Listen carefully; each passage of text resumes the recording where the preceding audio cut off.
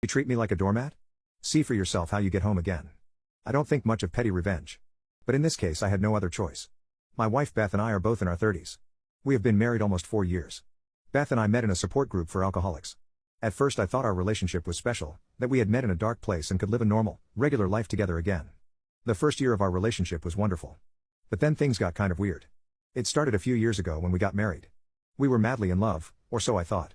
But as time went on, I began to notice subtle changes in her behavior toward me. She became distant, cold, and indifferent. I began to feel like an unwanted guest in my own home. She insisted on staying home and I went to work. We don't have children, and Beth doesn't want any. Although she does the bare minimum around the house, she spends most of her time with her friends. At first I tried to ignore it, thinking it was just a phase. Maybe she was going through a rough patch, I thought.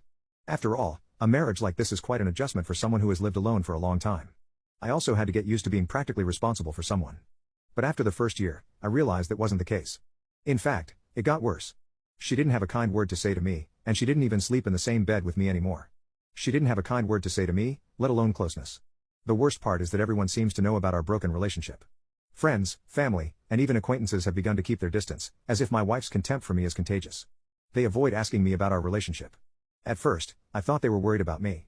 But when my mother finally told me that I was a bad husband or my wife wouldn't treat me this way, I realized that she was telling everyone it was my fault. By my last birthday, I'd had enough. Beth and I were invited over to my parents' house. Mom immediately took Beth aside and they whispered in the kitchen while I sat at the dinner table with my dad.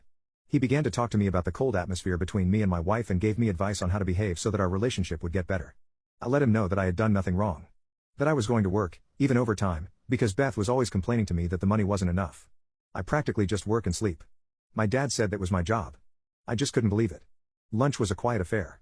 Nobody but my parents wanted to join us, and Mom and Dad just talked to Beth.